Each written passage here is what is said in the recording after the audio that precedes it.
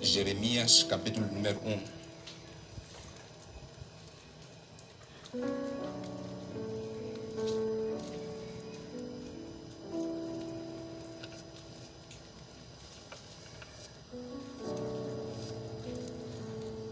Jeremias, capítulo de número 1. Estamos todos lá? Amém. Jeremias, capítulo número 1. Estamos todos lá? Estamos todos lá?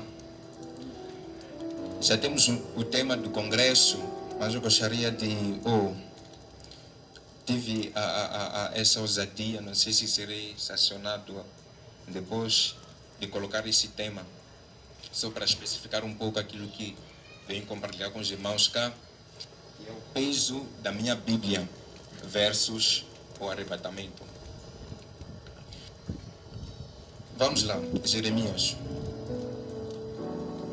capítulo número 1.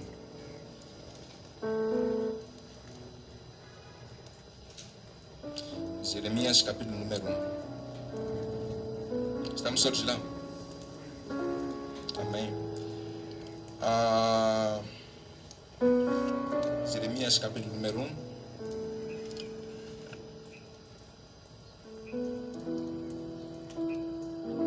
Jeremias, capítulo número 1. Vou ler a palavra do Senhor. Versículo 4.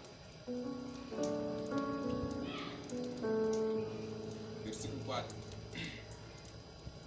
Assim veio a mim a palavra do Senhor dizendo: antes que te formasse no ventre te conheci, e antes que saísse da madre te santifiquei. As nações te dei por profeta. Vou estar repetindo. Assim veio a mim a palavra do Senhor dizendo: antes que te formasse no ventre te conheci, e antes que saísse da madre te santifiquei. As nações te dei por profeta. Aleluia.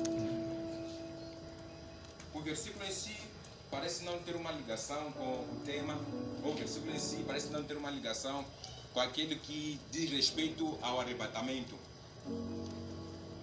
Mas tem sim, e é isso que vamos discutir um pouco cá. Antes. Amém. Quando nós olhamos para a palavra do Senhor, como eu disse, a obra de Deus, ela obedece uma sequência. A obra de Deus, ela obedece uma sequência. Vamos pregar juntos. A obra de Deus, ela obedece uma sequência. E Deus, ele sempre respeita essa sequência.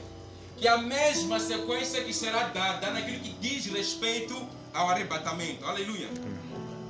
Não vou falar cá daquilo que são os sinais que apontam para o arrebatamento. Creio que já tocaram cá nos sinais das coisas que têm vindo a acontecer, nas coisas que têm vindo a ter espaço nessa nossa época. Mas há um ponto, meu querido líder, que eu gostaria de tocar quanto a esses sinais. Porque ultimamente temos dito que Jesus Cristo, a qualquer momento,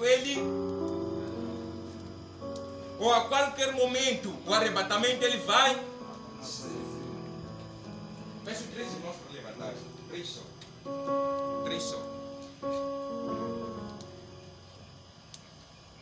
Amém. Os 3 tenham Bíblia. E tenham Bíblia. Um versículo que eu gostaria que lessem. Peço para vir Timóteo, Tito 2, 3. Tito 2, 3. Peço para vir Mateus 24, 43. Peço para ver 1 Tessalonicenses 5, versículo 4.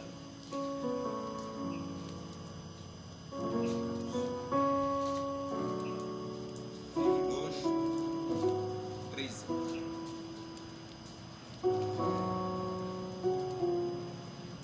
A voz ela lê, peço para ver. A voz dele, peço para ver. Assim diz a palavra do Senhor. Aguardando, amém, da esperança do aparecimento da glória do grande Deus e do nosso Senhor Jesus Cristo. Mas considerai isto: se o pai de família soubesse a que vigília da noite havia de vir o ladrão, vigiaria e não deixaria que fosse arrombada a sua casa. Mas como fomos aprovados de Deus para o Evangelho da vossa confiança, assim falamos, não como para agradar aos homens, mas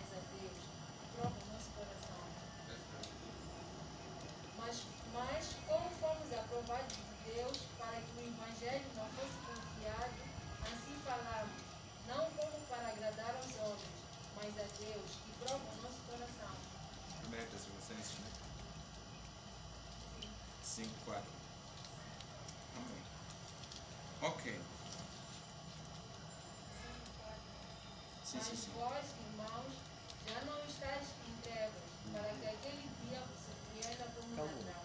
Peço para voltar. Praise God. Peço para voltar aqui. Mas vós, irmãos, já não estáis em trevas, para que aquele dia vos surpreenda como ladrão. Só para compreender, vou roubar mais um minuto agora. Peço para voltar aqui. Aguardando a bem-aventurada esperança e o aparecimento da glória do grande Deus e nosso Senhor Jesus Cristo. Mas considerai isto: se o pai de família soubesse a que vigília da noite havia de vir o ladrão, vigiaria e não deixaria que fosse arrombada a sua casa. Mas vós, irmãos, já não estáis em trevas, para que aquele dia vos surpreenda como ladrão. Ah, Chumael.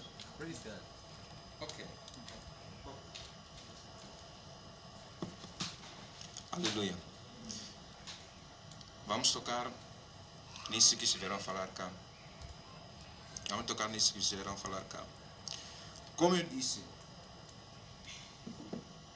como eu estava a dizer, que a obra de Deus ela obedece uma certa sequência.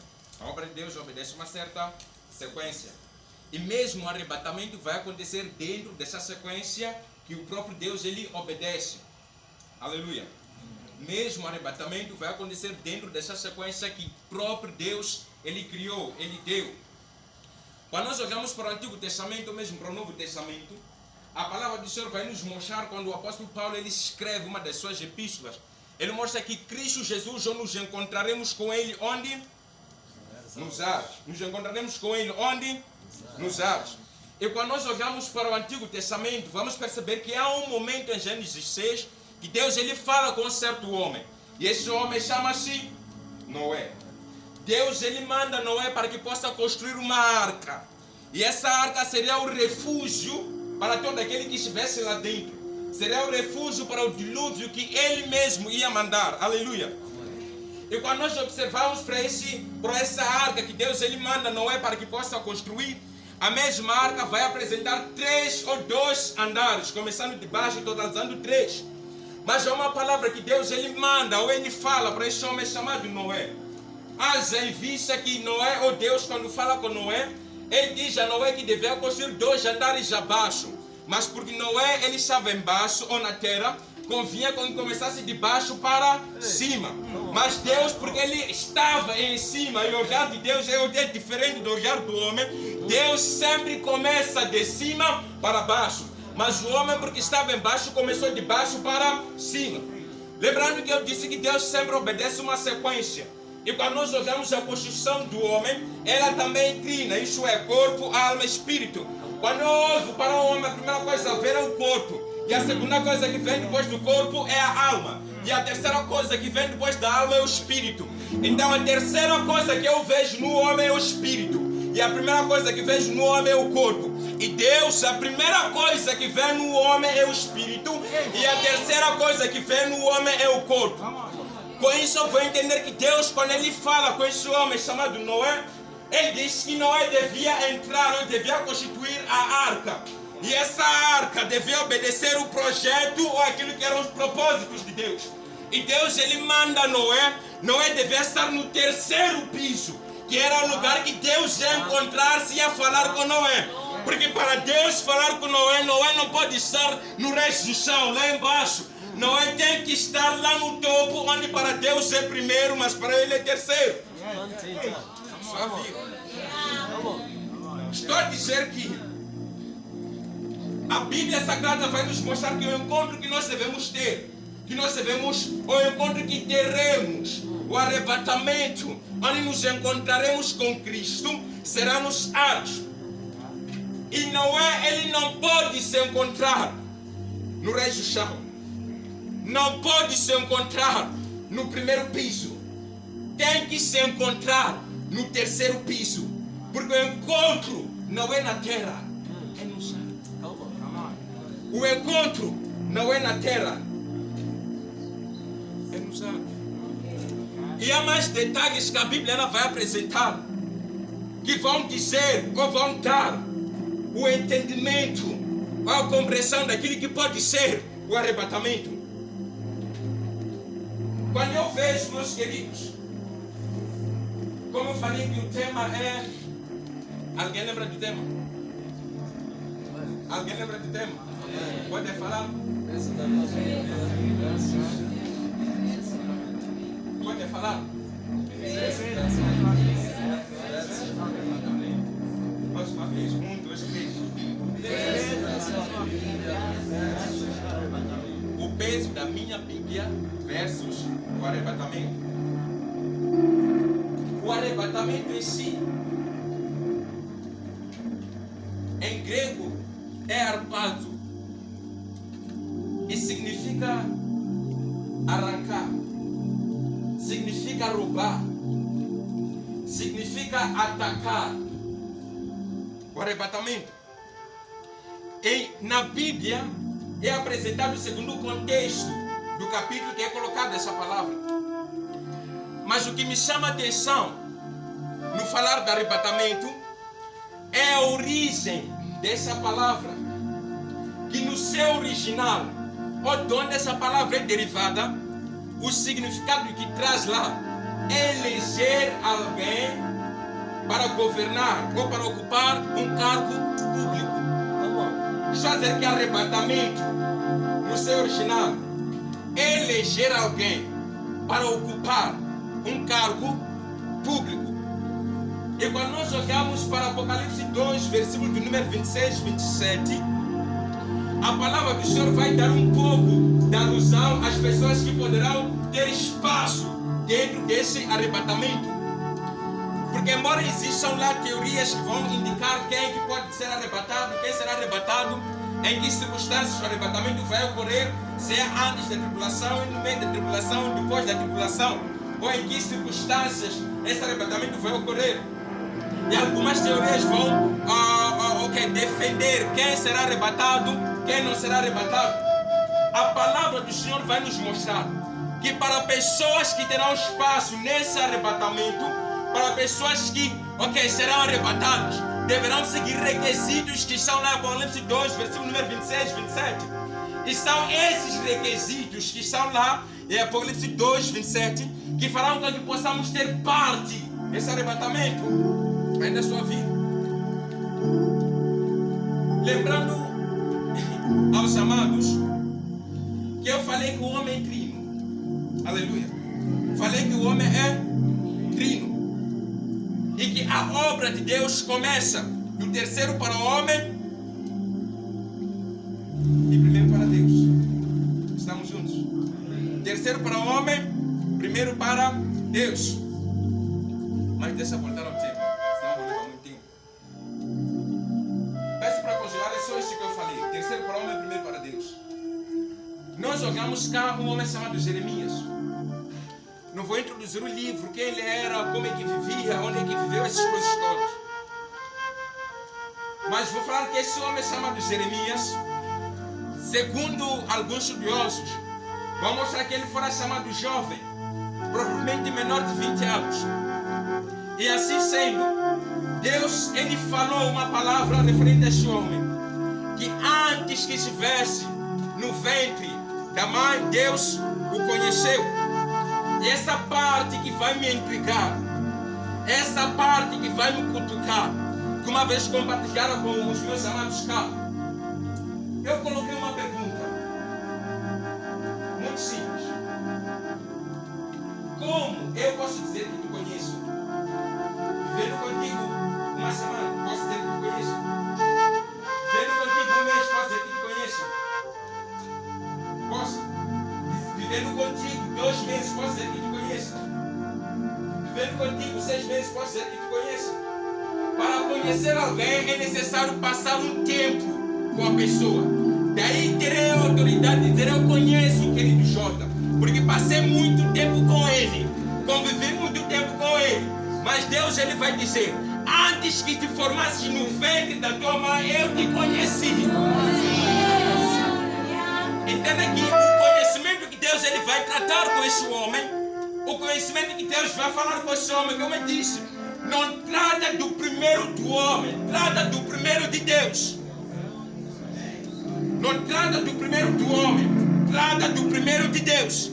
E quando compreendemos o conhecer que Deus dá a Jeremias, vamos compreender as condições que o homem deve cumprir para fazer parte desse arrebatamento.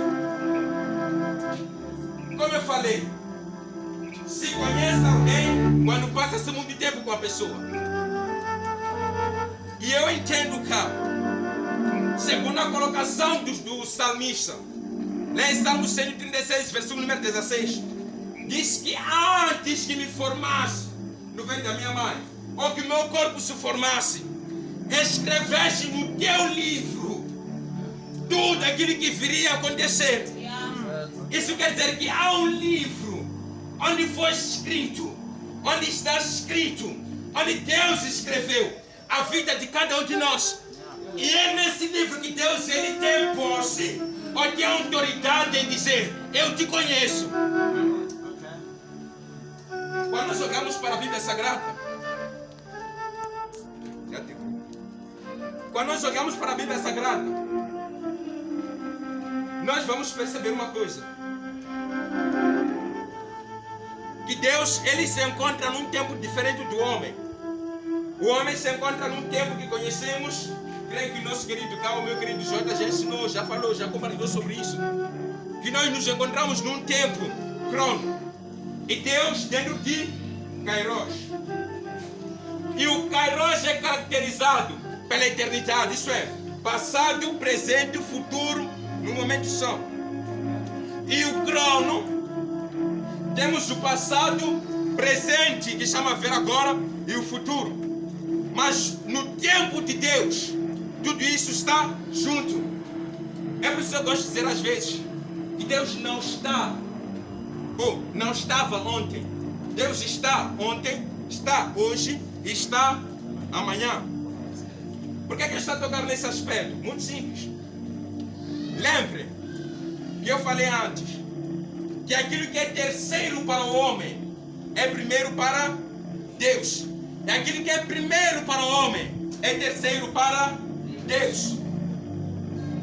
E cá Deus ele fala para Jeremias: antes que te formasse no ventre da tua mãe, eu te conheci. E lá em Apocalipse, a palavra vai mostrar, Apocalipse 20, versículo 12, que abrir-se-ão livros. Estou a falar do arrebatamento. Não estou a tocar esse Apocalipse 20, não é? Mas estou a tocar, ou estou a falar do arrebatamento. Só quero para perceber uma coisa. Abrir-se-ão livros lá. É Apocalipse 20, 12. Que são 3 livros. O primeiro é o livro da vida. O segundo é a Bíblia. Para as pessoas que pegam, que agem e pensam que as coisas não são escritas lá. E o terceiro é esse livro que o salmista escreve em Salmo 136, versículo 16, que é o mesmo que Deus se refere cá em Jeremias 1, 5. Quando ele vai dizer que eu te conheci. Porque cada um de nós que cá está, Deus ele conheceu antes mesmo da formação dos céus e da terra.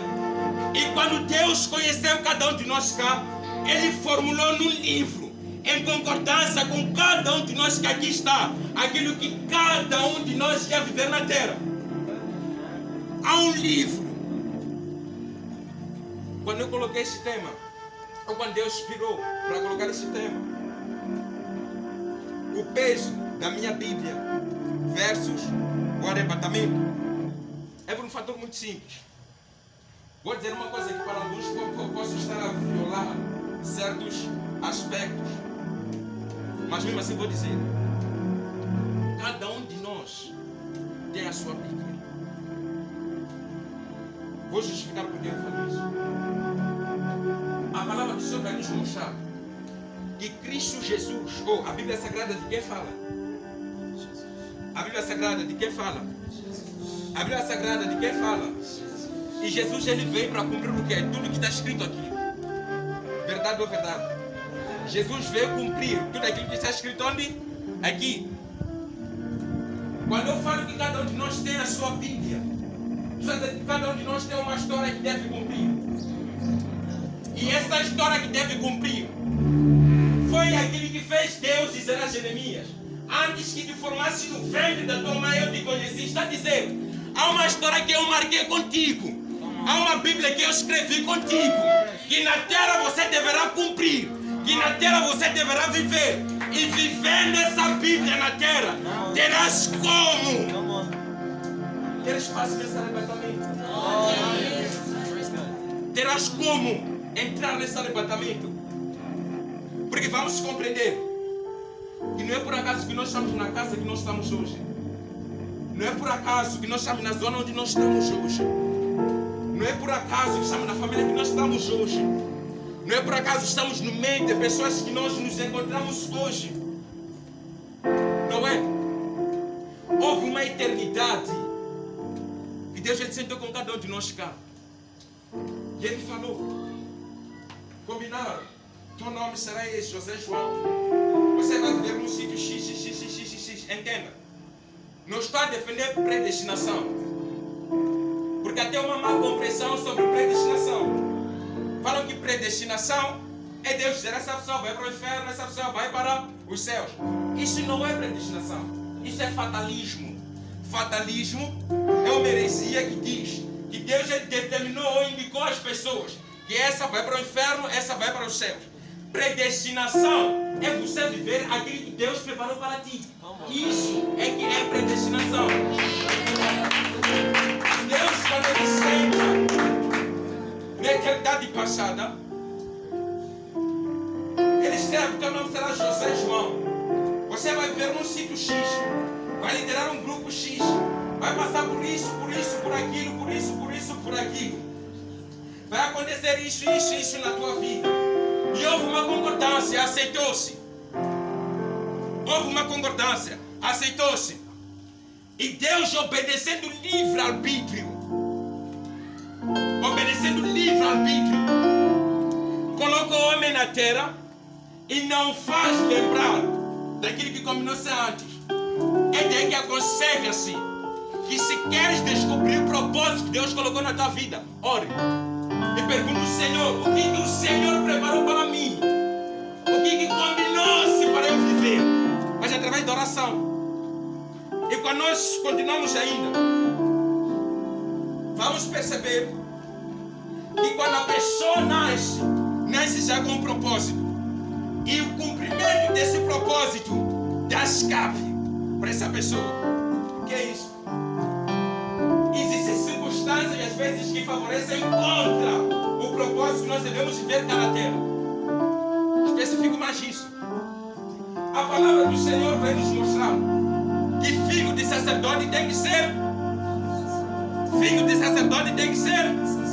É mais difícil alguém que nasceu fora tornar-se sacerdote. Difícil ou impossível. Do que alguém que está dentro é mais fácil tornar-se sacerdote. E quando eu entendo cá, Jeremias nasceu dentro de um lar de sacerdotes. Existia facilidade nele em se tornar sacerdote. Existia facilidade no meio no qual ele se encontrava de ser um sacerdote. Porque filho de sacerdote tem que ser sacerdote. O meio favorecia para ele viver aquilo que Deus não tinha para ele. O meio favorecia, criou condições, as condições já estavam criadas para ele viver aquilo que Deus não tinha preparado para ele. E Deus ele se manifesta por causa de uma coisa. Veja Deus ele se manifestando para a vida de Jeremias, dizendo: Jeremias, o que nós combinamos era que você fosse profeta para essas nações. Agora, que papo é esse de querer ser sacerdote? Come on. Que assunto é esse Come on. de querer ser sacerdote? Só porque as condições favorecem, já queres tornar-te sacerdote? Só porque o meio já foi criado, porque as condições estão a favor, já queres se tornar sacerdote? Mas o propósito que eu estabeleci na tua vida é que te dará espaço de você gozar do arrebatamento. Por quê? Quando nós entendemos ler Apocalipse, existe serviço e existe obra. Serviço é uma coisa que vem de Deus para o homem fazer. Aliás, obra é uma coisa que vem de Deus para o homem fazer. Serviço é uma coisa que o homem faz para Deus. E Deus deixa-me dizer uma coisa. Recompensa há na obra e não no serviço. E muitos de nós hoje fazemos serviço e não obra. É por isso que naquele dia muitos vão pipoca para falar: Senhor, fiz isso. Deus vai dizer: eu não te conheço. Porque há recompensa na obra e não no serviço. O serviço é aquele que é feito quando as condições são criadas. Obra, por vezes, é feita mesmo quando as condições estão contra. Isso que é obra. Para fazer obra, Jeremias teve que ir contra a natureza dele, porque existia facilidade para se tornar sacerdote. Mas o propósito, já que era dele ser profeta, teve que ir contra. Teve que ir contra aquilo. Para gozarmos o arrebatamento, temos que estar dentro do propósito. Há uma coisa que eu gosto de falar às vezes, que muita gente vai perder em nome da graça. E muita gente vai subir também em nome da graça. Há uma coisa que Deus ele me ensinou, que me deixou um pouco assim. Creio que os irmãos já sabiam, ou sabem, que a graça não faz com que você seja arrebatado. Vou explicar. A graça não faz com que você seja arrebatado. Vou explicar. A graça não é a chave para chegar lá.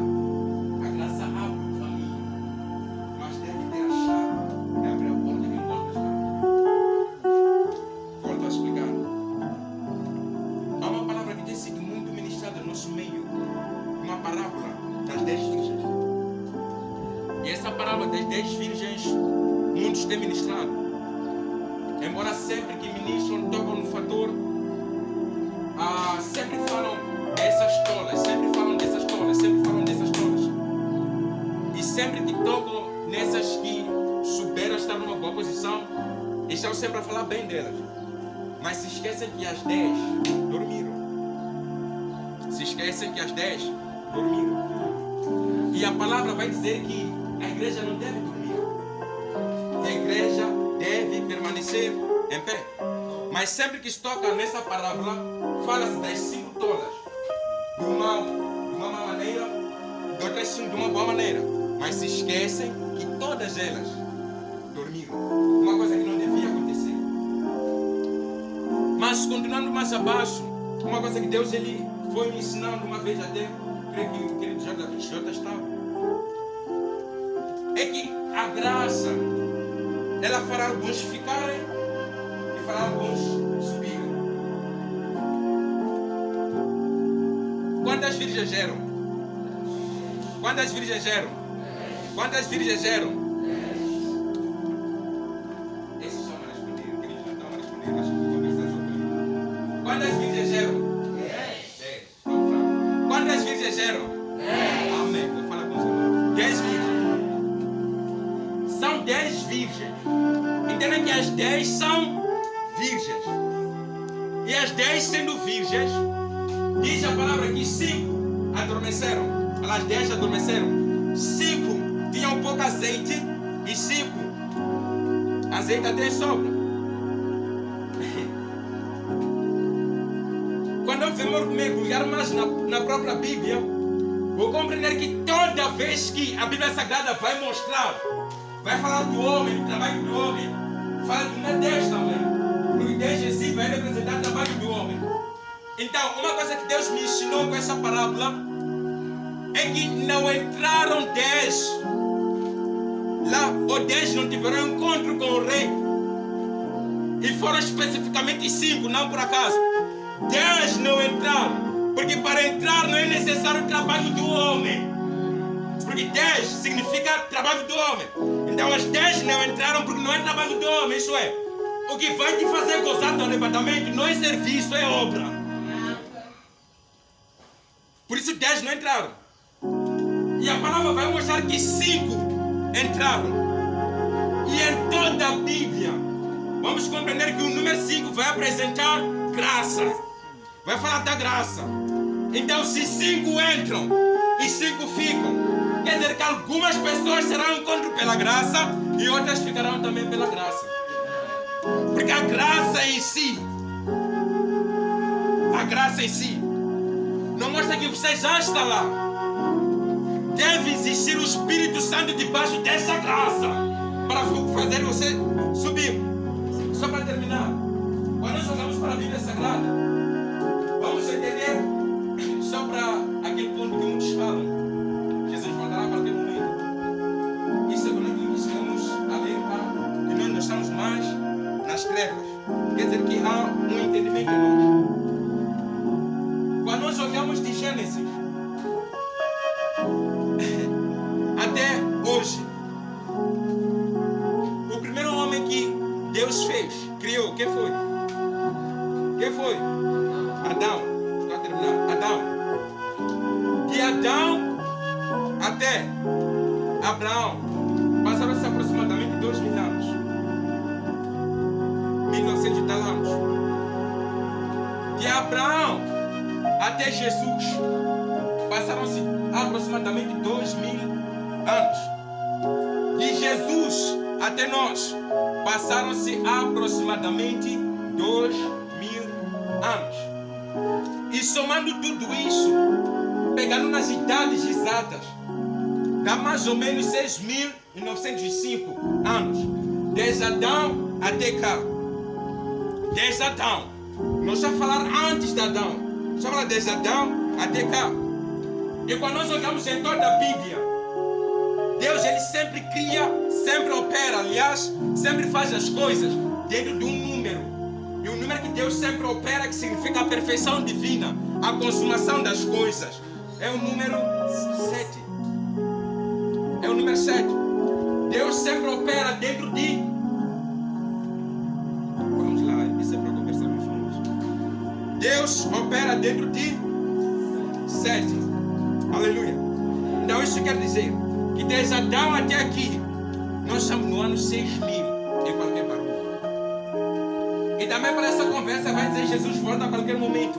Ainda faltam coisas para se manifestarem para Jesus ele voltar.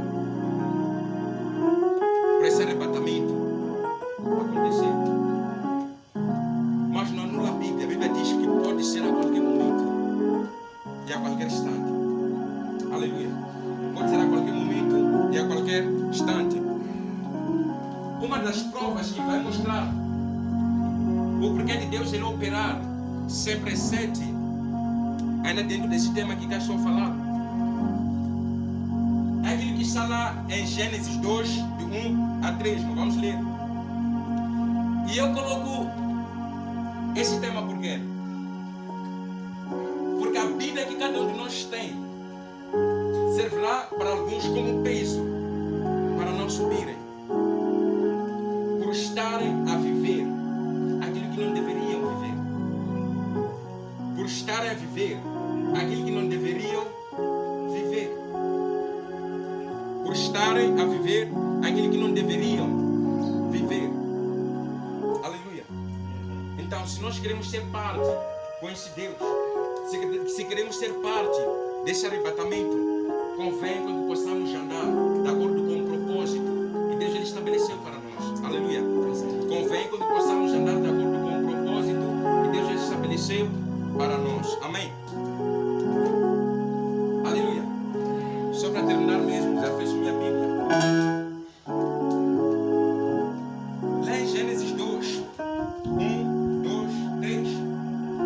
Muitos de nós temos o hábito de dizer que Deus, no 7º dia, ele não fez nada. Ele descansou. A Bíblia diz que descansou no 7º dia.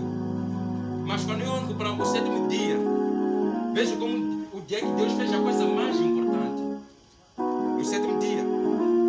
Quando lemos a Bíblia atentamente, percebemos que foi no 7º dia que Deus ele santificou a obra dele. Foi no 7º dia que Deus santificou. Como se santifica? Com sangue. Tem que se derramar sangue.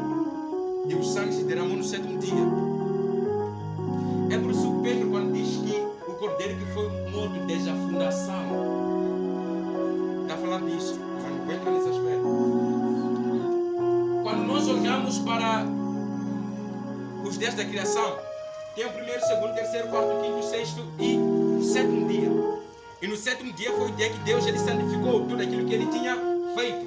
Estou a terminar, sério, estou a terminar.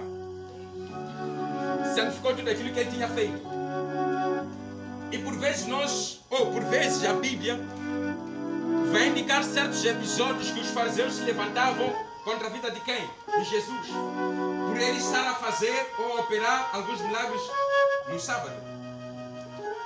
Quando nós olhamos para o arrebatamento e voltamos para aquilo que Jesus fazia aos sábados e voltamos para Gênesis, vamos perceber que Deus, quando ele cria no primeiro, cria no segundo. Diz a Bíblia que e viu Deus que era bom. No segundo e no terceiro dia. No terceiro dia, Deus fala a mesma coisa. Viu Deus que era bom. E a terceira vez que Deus falou, idem. Viu Deus que era bom. Entenda que Deus já opera no 7. Porque no 6 está na fase ainda da alteração das coisas. Até chegarem num estágio que é de bom agrado para ele.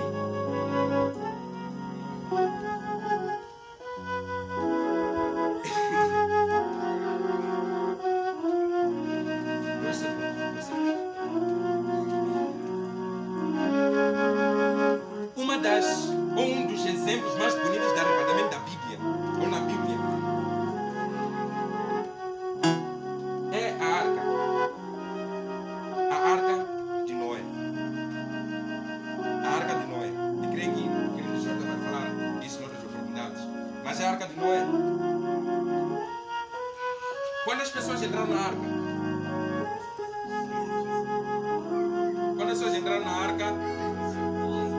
foram 8 pessoas.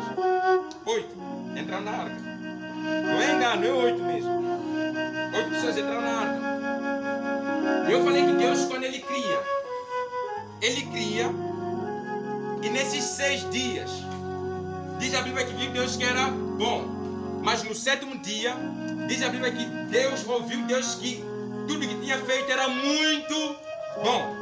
O muito bom é manifesto só no 7º dia. Porque toda vez que Deus ele via que era bom, ele alterava alguma coisa. Isso é, acrescentava alguma coisa. Não deixava como se encontrava. Deus, ao ver que estava bom, ele aumentava. Ao ver que está bom, aumentava. Mas ao ver que está muito bom, ele não acrescentava mais nada. Deixava assim mesmo. Deixava assim mesmo. É por isso que Jesus, quando ele operava milagres aos sábados, projetado também para o arrebatamento, aos sábados, uma coisa que uma vez compartilhei é que Jesus, sendo Deus, sendo o mesmo que estava lá em Gênesis, no primeiro, segundo, terceiro, quarto, quinto e sexto dia, as coisas não estavam muito boas, por isso ele alterava alguma coisa. E o sábado, ou 7º dia, tem sentido se tudo está muito bom. É por isso que Jesus ele curava no sábado, para que tudo estivesse muito bom. E estando muito bom, já dava sentido ao próprio sábado. Porque o sábado só tem sentido se tudo está muito bom. Venha aí.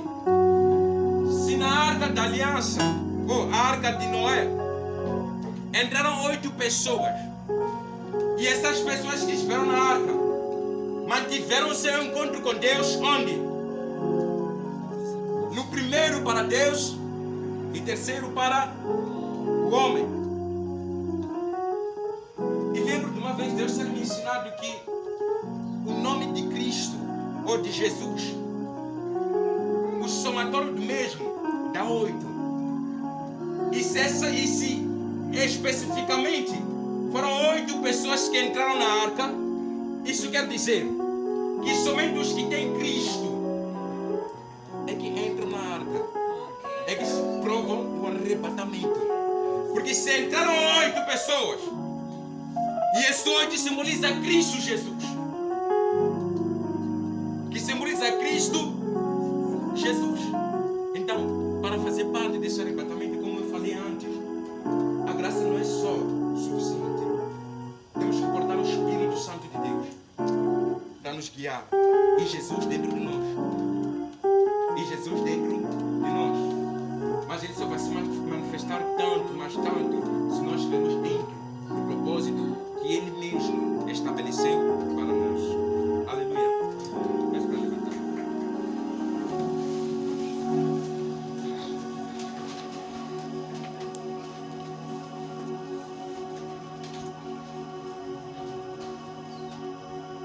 Como eu falei,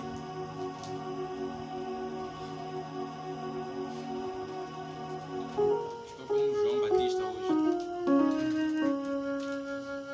Mas é uma coisa que eu gostaria que compreendesse. O fator viver o propósito de Deus vai impulsionar na questão do arrebatamento. O fator viver. E é um detalhe muito simples. A Bíblia Sagrada não é por acaso que fala que aqueles que servem aqui lá serão servidos lá. Aqueles que servem aqui serão servidos onde? Lá. A palavra, meu querido líder, que vai dizer lá em João 3, 3 e 3, 5. A palavra vai falar de duas coisas. Aquele que não nasceu de novo não pode ver o reino. No versículo 5 diz: aquele que não nascer da água do Espírito não pode entrar no reino dos céus. Tem ver e tem entrar. Para ver, os requisitos são outros. Para entrar, os requisitos são outros. E nós não queremos ver, nós queremos entrar. Então, para entrar, há requisitos. Se quiseres só ver, é bom, amado. Mais ou menos eu, e creio que o meu líder cá também. Nós queremos entrar e não ver.